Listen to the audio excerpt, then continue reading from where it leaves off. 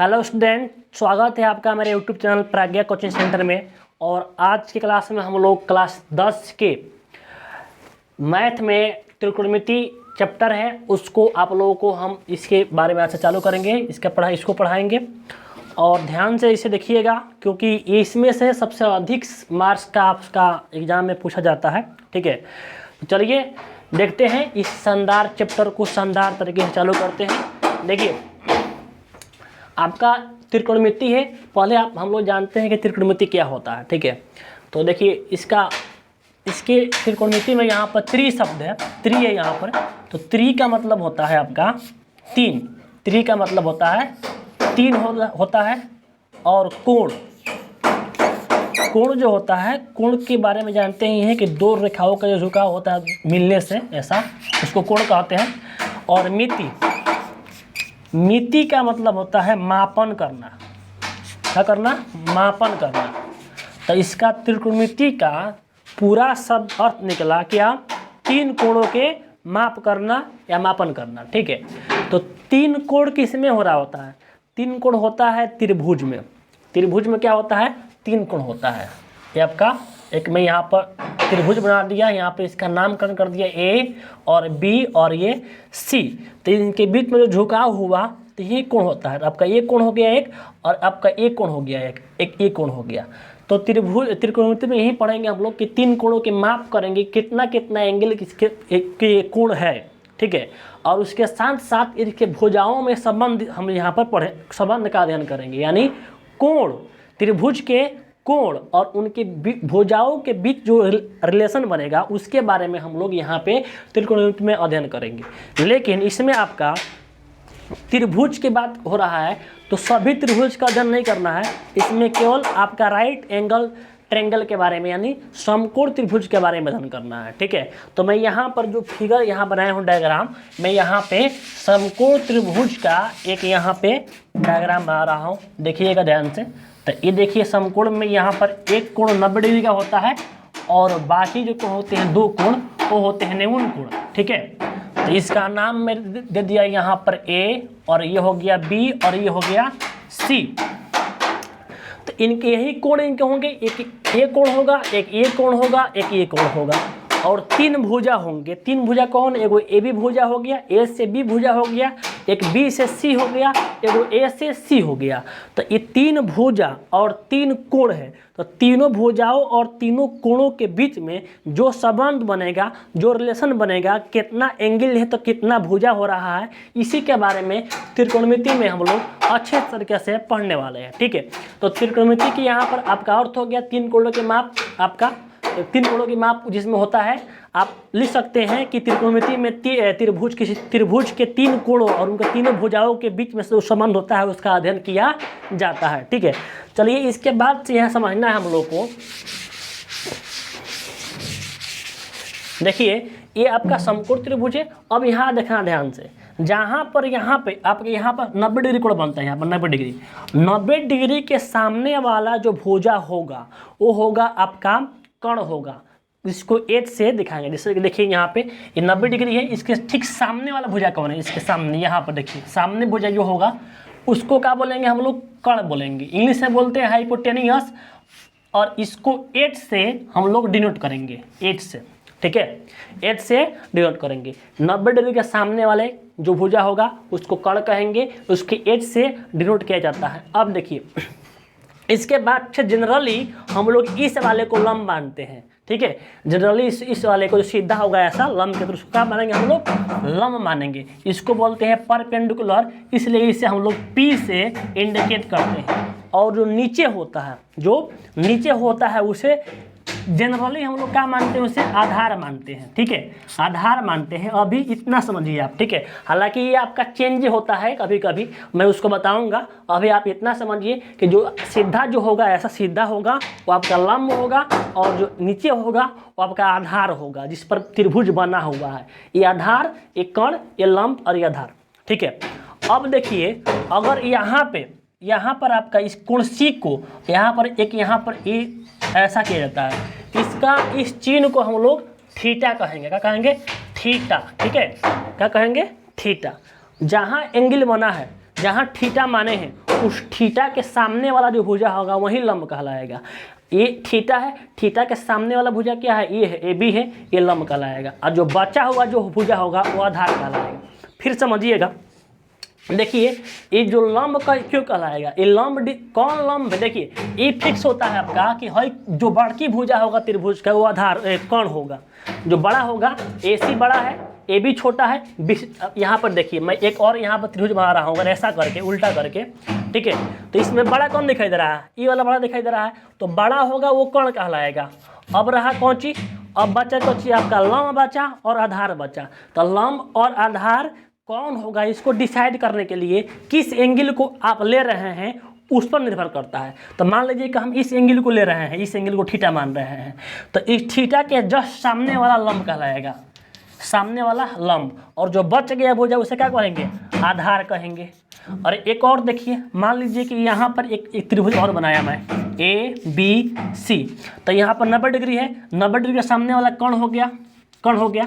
अगर थीटा इसे ना मान करके थीटा इसे माना जाए तो थीटा के सामने वाले भुजा कौन पड़ रहा है, बी सी, तो अब ये लंब हो जाएगा। जहाँ जिस कोण को आप थीटा मानते हो उसके सामने वाला लंब होगा और बच्चा भुजा होगा वो आधार होगा। तो उम्मीद है कि आप आधार और लंब के डिसाइड करने के लिए आप लोग अच्छे से सीख गए हैं। अब देखिएगा यहाँ से कि खैर आपको यहाँ पर बस इतना समझना है कि जनरली इसे लंब, इसको क्या मानेंगे आप लोग, आधार मानेंगे, इसे क्या मानेंगे, कम। अब इसमें आप लोगों का सबसे महत्वपूर्ण एक प्रमेय है पाइथागोरस प्रमेय, क्योंकि त्रिकोणमिति आप पढ़ रहे हैं तो सबसे पहले पाइथागोरस प्रमेय आप लोगों को मालूम होना चाहिए। पाइथागोरस प्रमेय क्या कहता है, इस प्रमेय के अनुसार यहाँ पर पाइथागोरस प्रमेय के अनुसार क्या होता है, ध्यान से देखिएगा। पाइथागोरस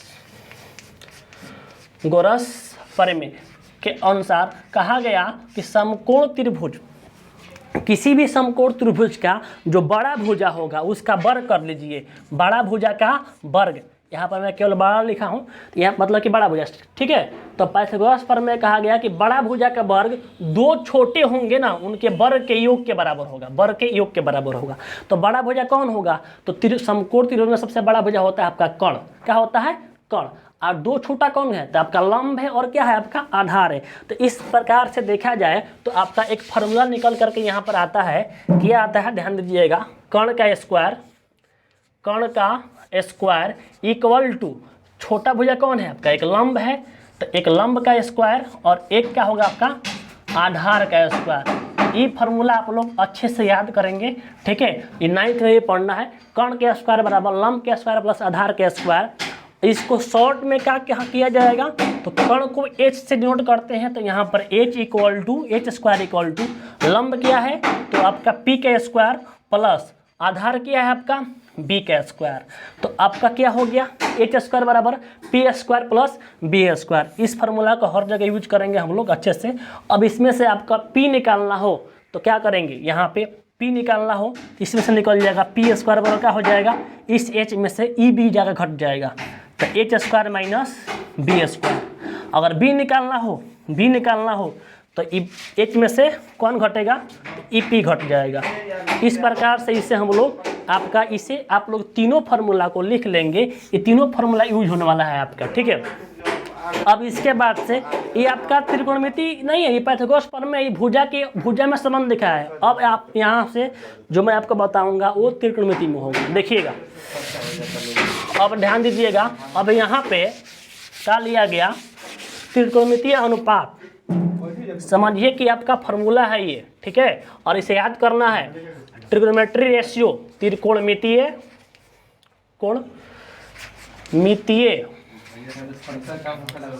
अनुपात। त्रिकोणमितीय अनुपात क्या होता है, ध्यान दीजिएगा। तो दो भुजाओं को लेकर के जो भाग करेंगे हम उसे क्या बोलेंगे, त्रिकोणमितीय अनुपात कहेंगे। तो क्या किया गया पहला में कि लंब में भाग कर दिया गया कर्ण से। तो मैं हिंदी ना लिख करके मैं इसका जो सांकेतिक चिन्ह है उसको हम लोग उपयोग करेंगे ताकि कम समय में अधिक काम कर सके। और हम बार बार लंब लिखें तो टाइम अधिक लगेगा, इसलिए त्रिकोणमिति में आपको लंब के जगह क्या लिखना है, p लिखना है। तो देखिए क्या किया गया, p में, इस p में किससे भाग कर देंगे, 8 से भाग कर देंगे, हो सकता है। फिर इस p में किससे भाग करेंगे, b से भाग करेंगे, फिर P में B से भाग करेंगे तो एक बना P बटा H। P मतलब कौन चीज, लंब और बटा कण, लंब बटा कण। अच्छा फिर P में कैसे भाग किए, B से, अरे लंब बटा आधार। एक और भी अनुपात हो सकता है क्या, तो हो सकता है इस B में H से भाग कर दिया जाए। B में किससे भाग कर दिया जाए, H से। रुकिए एक मिनट, इसको ऐसा सीरियल में लिखते हैं। देखिए इस P में H से भाग किए तो इसे बोलेंगे P बटा H बोलेंगे, ठीक है। अब P में H से भाग किए तो अब B में H से भाग कीजिए, एक बार इसमें H से, एक बार इसमें H से, B में H से। अब इन दोनों में भाग कर दीजिए इसका अनुपात, तो P बटा B। तो अब देखिए ई इसका क्या बना, हम अनुपात लिए भुजा का, अनुपात मतलब कि भाग करना, दो संख्याओं को भाग करना। और इन तीनों को उल्टा कर सकते हैं, H बटा कौन चीज, H बटा P, इसको उल्टा करेंगे H बटा B, इसका उल्टा करेंगे B बटा P। अब इसका नाम रखा गया और नाम थोड़ा यहाँ पर आप लोगों को ध्यान देना है। P बटा H रहेगा तो इसको हम लोग कहते हैं SIN, साइन। क्या बोलेंगे, साइन। दिखाई दे रहा है, इसको क्या बोलेंगे, SIN, साइन थीटा बोलेंगे। यहाँ पर जनरली साइन थीटा करेंगे, sine theta, SIN sine theta. इसको बोलेंगे हम लोग COS, कॉस थीटा। और इसको बोलेंगे हम लोग TAN, टेन थीटा। क्या बोलेंगे, टेन थीटा बोलेंगे इसे। और ऐसा ही टेन थीटा बराबर P बटा B। अब क्या होगा, ध्यान दीजिएगा, अब इसके उल्टा क्या है, देखिए P बटा H, इसका उल्टा क्या है, H बटा P। तो यहाँ पर क्या भरेंगे हम लोग, इसका उल्टा, इसका नाम रखा गया कॉसेक, COSEC थीटा। ये देखिएगा है COS है, हाई क्या है, COSEC कॉसेक। ये दोनों उल्टा होता है। इस साइन इसे बोलेंगे, इसे बोलेंगे साइन, इसका कॉसेक, इसको याद करेंगे साइन कॉसेक, साइन कॉसेक। और इस कॉस और इसका उल्टा क्या होगा, ये SEC सेक थीटा। और फिर इसका उल्टा, इसका TAN टेन का COT, कॉट थीटा। ये आपको फॉर्मूला याद कर रखना है, तभी आपका इसका बनेगा सवाल। जैसे कि मान लीजिए कि कोई आपसे सवाल इस तरह करेगा, आपके बुक में अगर सवाल आए दिया भी है इस तरह का, बोल ले कि त्रिभुज है और यहाँ पर है 3 है, है 4 है 5 है, यहाँ पर थीटा है, तो कह देगा साइन थीटा का मान निकालिए, साइन थीटा का मान निकालिए। तो ये फॉर्मूला क्या होता है, साइन थीटा का अनुपात क्या होता है, P और H होता है। तो यहाँ लिखेंगे P बटा H। अब हमको P का मान खोजना है तो आपका जनरली बताया है कि है P होगा आपका, है B होगा आपका, है H होगा आपका। तो P की जगह कितना है, 3 है, तो यहाँ भरेंगे 3, और यहाँ H कितना है 5, तो कितना भरेंगे 5, यही आपका आंसर होगा। तो इस प्रकार से ये आपका त्रिकोणमितीय अनुपात जितना है ये सब आपको याद करेंगे, आप लोग याद करेंगे तभी यहाँ पे आपके सवाल यहाँ पे आपके सॉल्व होंगे। तो यहाँ आज तक के इसी वीडियो में आप लोगों का इतना सीखें कि त्रिकोणमितीय अनुपात क्या होता है। और त्रिकोणमितीय अनुपात ये 6 होते हैं, कुल कितना होते हैं 6। आपको 3 को याद करना है, sine theta, cos theta, tan theta. Sine theta P बटा H, कॉस थीटा B बटा H, टेन थीटा P बटा P। अब 3 को याद हो जाएगा, तीनों को उल्टा कर देना है और नाम याद रखना है कौन चीज, कॉसेक थीटा H बटा P, इसका उल्टा। तो इस प्रकार से आप लोग सब इसे याद करेंगे। 6 को आपका फॉर्मूला है, ये 6 को ये त्रिकोणमितीय अनुपात और पाइथागोरस प्रमेय। इसके बाद वाला जो वीडियो आएगा उसमें आपके सवाल को सॉल्व किया जाएगा, इस तरह का सवाल रहेगा। किस तरह, देखिए एक और आपको मैं बता दे रहा हूँ, यहाँ पर ध्यान दीजिएगा। जैसे कि यहाँ पर आपका एक त्रिभुज दिया और इसमें कह देगा 12, 5 है 13 है थीटा है, थीटा के सामने वाला P होता है तो 12P हो गया, है छोटका B हो जाएगा, है आपका H हो जाएगा। कहेगा क्या यहाँ पे कि टेन थीटा का मान निकालिए, टेन थीटा। तो आपको अनुपात मालूम होगा तब निकालेंगे। तो टेन थीटा का अनुपात कितना होता है, P बटा B होता है, तो यहाँ भरेंगे P बटा B। अब यहाँ पे P कितना है, इसमें 12 है, अब B कितना है, इसमें 5 है, भर देंगे आंसर हो जाएगा। तो इसलिए आपको ये याद करना काफ़ी इंपॉर्टेंट है, इसे याद कीजिएगा। और अगले वीडियो में आप लोगों को इसके बाद से जो कुछ क्वेश्चंस होंगे वो मैं क्वेश्चन कराऊंगा, ठीक है। और वीडियो को लाइक कर दीजिएगा सभी लोग, और जो भी फ्रेंड है सब में शेयर कीजिए और सबको बताइए क्लास चालू हो गया, आप लोग का रेगुलर वीडियो जाएगा। और मैथ हो गया आपके, साइंस वाले टीचर भी पढ़ाएंगे आपको। चलिए मिलते हैं नेक्स्ट वीडियो में, तब तक ले जय हिंद, जय भारत।